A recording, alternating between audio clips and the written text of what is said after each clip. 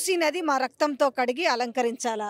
మూసీ నదిని ఏంటమ్మా చెప్పండి. ఇప్పుడు వాళ్ళేమో హైకోర్టు చెప్పినప్పటికి కూడా మూసీని ఎట్టి పరిస్థితుల్లో ఖాళీ చేస్తామనేది అది ఎక్కడ ఆగేటట్టుగా అనిపిస్తలేదు. ఏం చెప్పదలుచుకుంటున్నారు ఈ సందర్భంగా? అంటే మిమ్మల్ని అందరినీ పెయిడ్ ఆర్టిస్టులని మంత్రి అంటున్నాడు. సార్ మ్యామ్, పెయిడ్ ఆర్టిస్ట్ ఎందుకు అవుతాం మ్యామ్? మా ఇంటికి రండి, మేము తీసుకెళ్తాం. ఎక్కడుందో మా ఇల్లు ఎక్కడుందో అన్నీ మీకు చూపిస్తాం రండి. మేము ఒకరోజు వాళ్ళు డబ్బులు ఇస్తారని ఏంటి మేడం మాకు ఇది దుస్థితి? మేము వర్క్ చేసుకుంటున్నాం, మేము శాలరీ సంపాదించుకుంటున్నాం. మేము 30% ట్యాక్స్ పే చేస్తామండి. ఎవ్రీ ఇయర్ 30% ట్యాక్స్ పేయర్స్ మేము. మాకు ఇన్కమ్ ట్యాక్స్ ఫైల్ చేసుకుంటాము. We are well educated. 100కి 200కి వచ్చే టైప్ కాదు. మాకు బాధ ఉంది. లీడర్స్ మా దగ్గరకు వచ్చినప్పుడు మేము వాళ్ళకి రెస్పెక్ట్ ఇవ్వాలి. మా బాధల్ని వాళ్ళు విని ఇక్కడికి వస్తున్నారు. అందుకని మేము హైదర్షాకోట ఆ విలేజ్ నుంచి ఇక్కడికి వచ్చినాం మేడం. అయితే ఒక మాట అంటారు, మీరు చెప్పిన మాటల్లో మీరు ఇంత చదువుకున్న వాళ్ళు, వెల్ ఎడ్యుకేటెడ్, శాలరీడు, మీరు ట్యాక్స్ కడుతున్నారు. మరి అట్లాంటప్పుడు మీరు ఈ ఎఫ్టీఎల్ జోన్లో, ఈ బఫర్ జోన్లో ఇల్లు కొనుక్కోవడమైనా కట్టుకోవడమైనా మీకు తెలియదనే ప్రశ్న కూడా వస్తుంది కదా మ్యామ్? మేము అన్నీ చెక్ చేసుకున్నాం మ్యామ్. మేము లీగల్ వెరిఫికేషన్ చేసుకున్నాము, టెక్నికల్ ఆఫీసర్ని కలిసినాము. బ్యాంక్ వాళ్ళు చేసే లీగల్ వెరిఫికేషన్ కాకుండా మేము సెపరేట్గా లాయర్స్ని హైర్ చేసుకుని మేము చేయించుకున్నాం. ఒక 6-7 ఇయర్స్ బ్యాక్ మేము హౌసెస్ కొనుక్కున్నాము. ఎఫ్టీఎల్ బఫర్ జోన్ అని ఎవరు చెప్పారు మేడం మాకు? 9 మీటర్స్ అన్నారు నాలా నుంచి. మేము 9 మీటర్స్ అవతలే ఉన్నాం. నెక్స్ట్ 30 మీటర్స్ చేశారు 12లోనో 2012లోనో ఎప్పుడు. 30 మీటర్స్ బయటనే ఉన్నాం. ఇప్పుడు 50 అంటారు. ఇప్పుడు 50 మీటర్స్లో ఉన్నాం. నెక్స్ట్ 100 అంటారు. మీ ఇష్టానికి మీరు రెట్రోస్పెక్టివ్గా పెంచుకుంటూ వెళ్ళిపోతే కామన్ మ్యాన్ ఎందుకు ఫేస్ చేయాలండి ఈ ప్రాబ్లమ్స్ అన్నీ?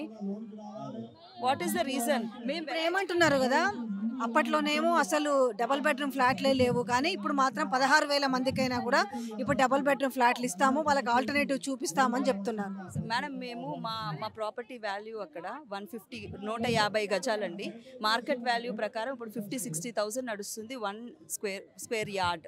ఓకే, దాంట్లో కన్స్ట్రక్షన్ కాస్ట్ పెట్టుకుని మేము ఒక 1 crore రూపీస్ ఉంటుందండి మా వర్త్ అక్కడ. మేము ఏమీ అన్యాయం చేయలేదు, ఎవరిని మోసం చేయలేదు. మాకు డబ్బులు ఎక్కడి నుంచో రాలేదు. ప్రాపర్ ట్యాక్స్ పేర్స్ అంతా వైట్లోనే కట్టినాము, రిజిస్ట్రేషన్స్ చేయించుకున్నాము. We paid all taxes. Even now every time first tax payers మేమే అవుతాం. ప్రాపర్టీ ట్యాక్స్ మేమే కట్టేస్తాం. ఈఎంఐలన్నీ మేమే రెగ్యులర్గా కట్టేస్తాం. వదిలేసి డబ్బులు వెనకేసుకున్న వాళ్ళేమో మీరు చాలా రెస్పెక్టబుల్గా చాలా మంచిగా చూస్తారు. ఇప్పుడు మమ్మల్ని ఎన్క్రోచర్స్ అంటారు, ఏమేమేమో పదాలు వాడుతున్నారు. మేము అక్రమ కట్టడాలు కట్టలేదు. మీ దగ్గరకు వచ్చి మీకు మార్కింగ్ వేసారా? మీకు మార్కింగ్ వేయలేదు మేడం. బఫర్లో ఉన్నారు మీరు. రోజు ఇది ఒక ప్రాబ్లం అయిపోయింది మ్యామ్. మా ఇంట్లో మేము పీస్ఫుల్గా ఉండడానికి కూడా అవ్వట్లేదు. రోజు ఈరోజు వచ్చేస్తున్నారు, పక్క కాలనీకి వచ్చినారు, మీ కాలనీకి వస్తారు, మార్కింగ్ వేసేస్తారు, తీసేస్తారు. ఇలాంటి మాటలే వింటున్నాం. నిన్న ప్రెస్ మీట్ పెట్టారు, వాళ్ళిద్దరూ వచ్చి ప్రెస్ మీట్ పెట్టారు. అసలు ఏం కంక్లూడ్ చేశారో మాకైతే అసలు ఏం అర్థం అవ్వలేదు.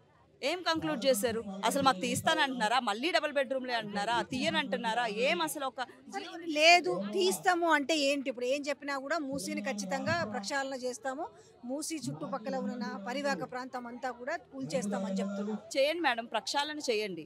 సుందరీకరణ పేరుతో మా ఇళ్ళ దగ్గరికి రావాల్సిన అవసరం లేదు. చాలా ప్లేస్ ఉంది. ప్రక్షాళన ఖచ్చితంగా చేయండి. మేము దానికి సహకరిస్తాము. మేము అసలు దుర్గం చెరువు ఎవరండి క్లీన్ చేశారు? ఫస్ట్ స్టార్టింగ్లో ఐటీ ఎంప్లాయీస్ వచ్చి అక్కడంతా క్లీనింగ్ చేసి వాళ్ళు ఎవ్రీ వీకెండ్ డ్రైవ్ నిర్వహించి క్లీన్ చేశారు. అదే మూసి మా పక్కనే ఉంది, మేము చేసుకోమా?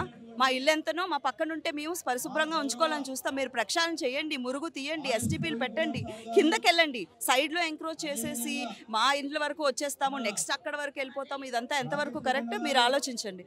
అందరికీ నేను అదే చెప్తున్నాను. మేము ఎంక్రోచెస్ కాదు, మేము అన్నీ లీగల్గానే వెరిఫై చేస్తాం. మేము well educated, not paid artist from any government. మాకు ఏ గవర్నమెంట్తో సంబంధం లేదు. మేము ఫస్ట్ వెళ్ళినప్పుడు నాక్ చేసినప్పుడు ఏ గవర్నమెంట్ అయితే మాకు డోర్స్ ఓపెన్ చేసిందో ఆ గవర్నమెంట్కి మేము వెళ్ళి మా బాధలు చెప్పుకోవడం జరిగింది. వాళ్ళు వచ్చినారు. ఇక్కడికి వచ్చినప్పుడు అంత లీడర్ ఇక్కడికి వచ్చాడు, ఆయన ఎన్నో పోరాటాలు చేశారు, తెలంగాణ తీసుకొచ్చారు. ఆ లీడర్ మా ఇంటి గుమ్మం వరకు వస్తున్నాడు. మేము వచ్చి ఆయనకు సపోర్ట్ చేయాలని ఇక్కడికి వచ్చాం. రాష్ట్ర వ్యాప్తంగా దేశవ్యాప్తంగా చూస్తారు, కానీ మిమ్మల్ని పెయిడ్ ఆర్టిస్టులు అంటున్నారు. మీరు డబ్బులు తీసుకున్నట్టే మీకు ఏ కష్టం లేకుండా ఇట్లా మాట్లాడుతున్నారు. అయినప్పటికీ కూడా 3 రోజుల్లో మూసి అంతా ఖాళీ చేస్తామని చెప్తున్నారు. ఏ కష్టం లేకుండా ఇంత దూరం వస్తామా మేడం? మేము వస్తాము, కష్టం లేకపోతే బయటికి వెళ్తాం. ఇంట్లో ఆడవాళ్ళు బయటికి వెళ్తారా కష్టం లేకుండా?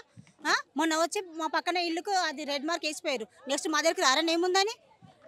నదికి మా ఇంటికి చాలా డిస్టెన్స్ ఉంది మేడం. అసలు చెప్పాలంటే ఆయన వచ్చి బఫర్ జోన్, ఆ జోన్, ఈ జోన్ అంటే ఎట్లా మేడం? మేము 2012లో ల్యాండ్ తీసుకున్నాము, కట్టి 5 years అవుతుంది. 160 square మాది, 3 అంతస్తులు బిల్డింగ్ కట్టింది. అంత బిల్డింగ్ వదులుకొని ఉంటాం. 2 కోట్లు ఇప్పుడు మా బిల్డింగ్ వాల్యూ. నా బిడ్డ పెళ్లికి ఎదిగింది. ఆయన నేను అసలు పెళ్లి చేయకుండా మా ఇల్లు కట్టుకుంటే ఎవరైనా ఇప్పుడు నా కొడుకుకైనా బిడ్డ పిల్ల ఇస్తారు. నాకు కోడలైనా ఇంటికి వచ్చింది బాగుంటుంది అన్నట్టు. ఇప్పుడు ఒకటే ప్రాపర్టీ మాకు ఇల్లు. ఆ ప్రాపర్టీ వదిలేసి పోంటే మేము ఎట్లా బతకాలి మేడం? అలాంటి డబల్ బెడ్రూమ్లకు పంపిస్తారండి. మేడం మా డబుల్ బెడ్రూమ్ ఒక్క రూమ్ అంత వాల్యూ కదా అది. చెప్పండి, మా డబుల్ బెడ్రూమ్ ఒక రూమ్ అంత వాల్యూ. మాది 3 అంతస్తులు 200 గజాల ఇల్లు మేము. ఎట్లా చెప్పండి మేము? ఆ డబుల్ బెడ్రూమ్ మేము ఏం బతుకుతాం చెప్పండి? అక్కడ ఏమన్నా మాకు జీవనోపాధి ఉంటుందా? మేము బతకగలుగుతామా? మా పిల్లలు ఏం బతుకుతారు? మా పిల్లలు కాలేజీలో ఏంది? అక్కడ ఏం చేయాలి మేము? ఆకులు అలహాలు దింకుడు బతకాలా? ఆయన భార్య పిల్లలు సేఫ్గా ఉండాలి. మేమేమో అక్కడ పోయి అడవిలో బతకాలా మేము? ఆయన చేసేది ఏంటి మేడం? ఆయన వచ్చి ఏం చేస్తున్నారు అసలు మా కోసము? ఇందుకోసమే ఓటేసి గెలిపించింది ఆయనని. ఆయన భార్య పిల్లలు ఇట్లా రోడ్డు మీకు ఎక్కితే ఆయనకు బాధ అంటే ఏందో తెలుస్తుండే. ఎక్కలేరు కదా. ఇప్పుడు గురువారం నుండి తిరుగుతున్నాం మేడం. మేము ఒక గలీజ్ అనిపిస్తుంది ఇట్లా రావడం అంటే. అసలు ఎప్పుడు మేము బయటికి వెళ్ళలేదు. అసలు ఫస్ట్ టైం ఇట్లా వెళ్ళడము. మాకు ఇక్కడికి రావాలంటే ఎంతో అనిపిస్తుంది. ఆయనకి మా ఇల్లు కోసం, మా ఇల్లు పోయినాక మా ప్రాణం పోయినట్టే మేడం. అసలు మేము ఉండి లేనట్టు అసలు ఎట్లా అడ్డుకుంటారు? వాళ్ళేమో కూల్స్తామంటున్నారు. ఎట్లా? వచ్చినప్పుడు అయితే మేమైతే నిజంగా పోతే మా ప్రాణమైనా పోని, లేకపోతే వాళ్ళ ప్రాణాన్ని తీసేస్తాం. నిజంగా మేము పెట్రోల్ బాటిల్స్ పెట్టుకొని రెడీగా ఉండాలని రెడీ అయిపోయినాం మేడం. ఇప్పుడైతే మేము కన్ఫర్మ్ అయిపోయినాం. ఇల్లు పోయినాక అన్ని కోట్ల ఇల్లు పోయినాక మాకు ఉండేందుకు పోయిందా మేడం? ఇప్పుడు 2 ఏళ్ళైతే నా పిల్ల పెళ్లి చేయాలి. నేను ఎట్లా చేయాలి? బడ్జెట్ మొత్తం అయిపోయింది నా దగ్గర. లేదు, ఎట్లా చేయాలి చెప్పండి? నేను ఇంటి మీద ఏదైనా లోన్ తీసుకొని మేము కష్టపడి కొంచెం డబ్బుని అరేంజ్ చేసుకొని అప్పుడు పెళ్లి చేద్దాం అనుకున్నా. ఇప్పుడు పిల్ల ఎదిగి ఉంది నాకు. నేను ఎట్లా చేయాలి పెళ్లి? ఆయన పెళ్లి చేసుకుంటూ ఆయనది అయిపోయింది మొత్తము. ఇప్పుడు మా పిల్లల పెళ్లి ఎట్లా చేయాలి మేము? ఇంత బాధ మాకు అవసరం మేడం? మేము ఇల్లు కట్టుకొని మాకు అన్ని నిజంగా చెప్తున్నాం. మాకు ఏడుపు వస్తుంది అసలు చెప్పాలంటే. మేము 20 ఏళ్ళు కష్టపడితే 70 లక్షలు 80 లక్షలు ఇల్లు కట్టుకున్నాం మేడం. మేము ల్యాండ్ ఒక 50-60 లక్షలు ఉంటుంది. 1,80,00,000 దాకా ఉంది. ఇప్పుడు దాన్ని వదులుకోవాలంటే ఎంతో బాధ అనిపిస్తుంది చెప్పండి. ఇప్పుడు నా బిడ్డకు పెళ్లి ఇప్పుడు నెక్స్ట్ 24 ఇయర్స్ అమ్మాయికి. మీరే చెప్పండి. అంత ఏజ్ ఉన్నప్పుడు ఇప్పుడు పెళ్లి చేయాలి కదా మేము. ఇప్పుడు ఎట్లా చేయాలి మేము పెళ్లి? ఆయన వస్తాడు, బుల్డోజర్ పెడతాడు, గుల్ల కొడతాడు, వెళ్ళిపోతాడు.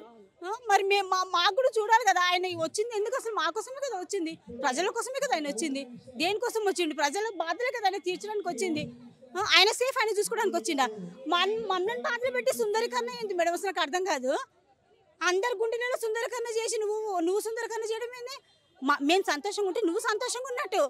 ప్రజల కోసం వచ్చినావు కాబట్టి ప్రజలు సంతోషంగా ఉండాలి. ఆ తర్వాత నువ్వు సంతోషపడాలి. మమ్మల్ని బాధపెట్టి నువ్వు ఎక్కడో ఉండి సంతోషపడడం ఏంది? ఆయన కోసం చేసుకుంటుండ ఇదంతా? చెప్పండి మేడం, ఆయన కోసం చేసుకుంటుండ ఇదంతా?